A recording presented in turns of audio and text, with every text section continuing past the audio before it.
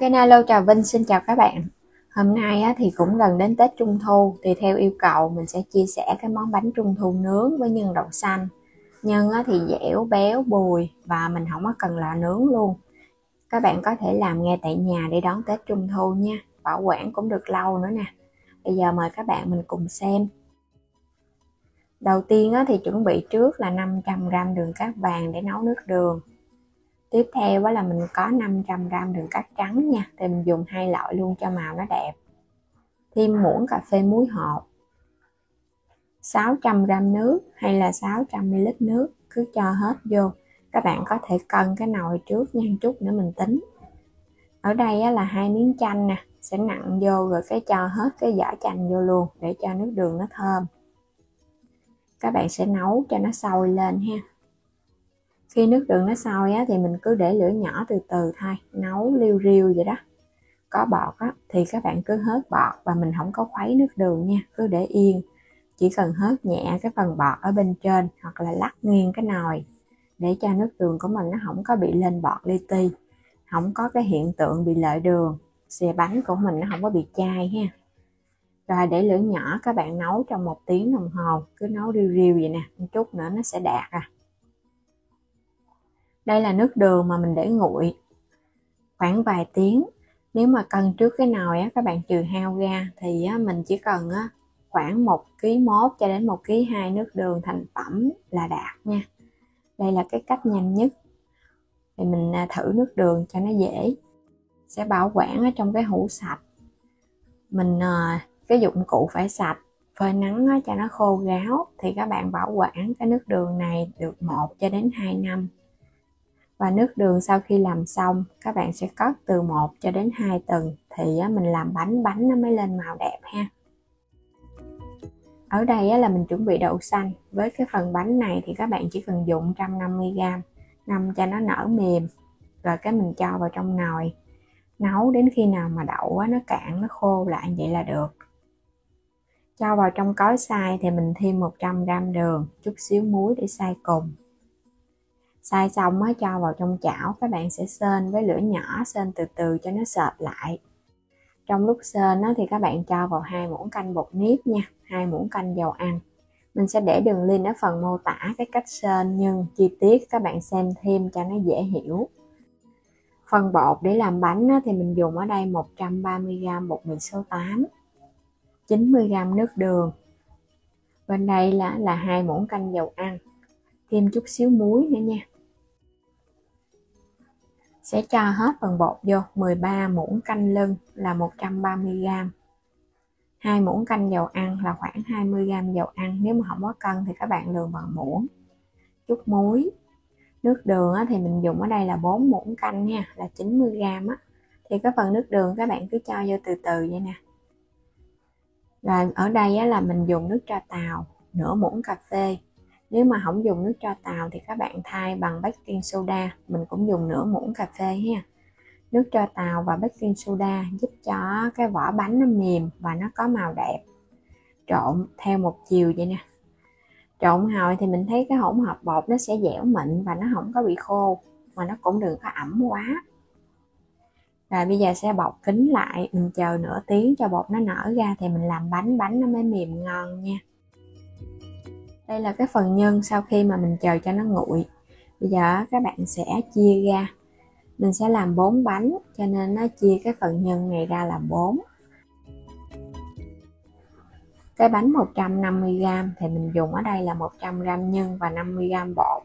Chia ra xong rồi ở đây là có hạt điều nè, sẽ cho vào giữa để khi cái bánh mình ăn nó giòn giòn, nó cũng thơm ngon hơn. Vo tròn lại, làm lần lượt rồi mình để qua bên. Khối bột sau khi mà mình để cho nó nở rồi, bây giờ các bạn sẽ lấy nó ra nè. Rồi bây giờ mình cũng chia bột ra luôn ha. Cái phần bột này thì mình cũng chia làm 4 phần. Thì mỗi một phần từ 50 cho đến 55g bột chia đều ra, rồi chút nữa mình gói nhân. Vo cho nó tròn lại. Mình lót ở bên dưới là cái miếng giấy nến chống dính nè, để ép bột ra cho nó đừng có dính, và cái mặt bánh nó cũng bóng hơn nữa. Các bạn ép dẹp xuống rồi cái mình cán mỏng sơ thôi, không có cần cán mỏng quá đâu để gói nhân á. Vậy là được rồi nè, nó láng và nó không bị dính. Hoặc là mình bọc cái màng bọc cũng được nữa ha. Cho cái viên nhân vô rồi cái mình túm nó lại à. Mình làm kiểu này á, thì mình thấy gọn gàng nè. Còn làm bằng tay á, thì nó sẽ bị dính dữ lắm. Mà cái vỏ bột nó không có láng nữa, một chút nữa in bánh ra nó không có đẹp. Sát cái phần nhân, phủ lên trên đây một ít bột khô, cũng là bột mì á, vo cho nó tròn lại. Mình dùng cái khuôn 150g, cũng thoa một ít bột khô để chống dính cho cái viên bột nha. Rồi á, các bạn sẽ cho cái bột vô mình in thì bánh nó không có bị dính. Cũng vo sờn cái gì nè. Bánh này á, thì làm á, nó sẽ không có khó. Cho vô khuôn á, thì các bạn nhớ ấn xuống một chút ha, để cho cái bánh của mình nó nét hơn. Khuôn này là mình dùng cái khuôn 150 cho đến 180, thì dùng á, cái bánh 150 á, thì nó sẽ hơi lưng chút. Đè xuống, các bạn giữ chút xíu ha, cho cái bánh nó định hình. Sau đó thì mình hãy lấy ra khỏi khuôn, cũng lần lượt cái mình in tiếp những cái bánh còn lại.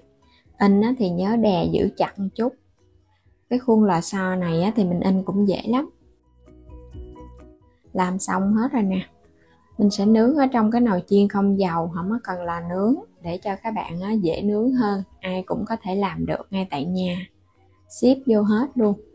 Thì mình nó cho vào trong lò để đi nướng nha, không có cần bật lò trước gì hết. Sẽ nướng lần đầu 200 độ C 10 phút. Sau kết thúc một lần đầu nướng á, thì các bạn sẽ lấy nó ra. Lúc này á, bánh vẫn còn nóng, mình sẽ lấy ra cho nó xịt nước cho nó nguội nha. Lấy ra hết luôn. Bánh đang nóng á, các bạn phờ xịt hết nước cho nó ướt đẫm, thì giúp cho bánh của mình nó nhanh nguội và nó không có bị nứt khi mình nướng tiếp. Xịt sơ qua hết rồi cứ để đây chờ cho nó nguội. Bây giờ mình đi pha cái hỗn hợp nước quét. Thì mình có nửa muỗng canh dầu mè, nửa muỗng canh nước đường làm bánh hồi nãy nè. Khuấy đều lên, hoặc là không có dùng nước đường thì các bạn dùng sữa tươi cũng được. Rồi bây giờ bánh nó nguội rồi, mình sẽ quét lên nha. Quét sơ qua một lần để cho cái bánh của mình nó thấm đều với hỗn hợp nước quét.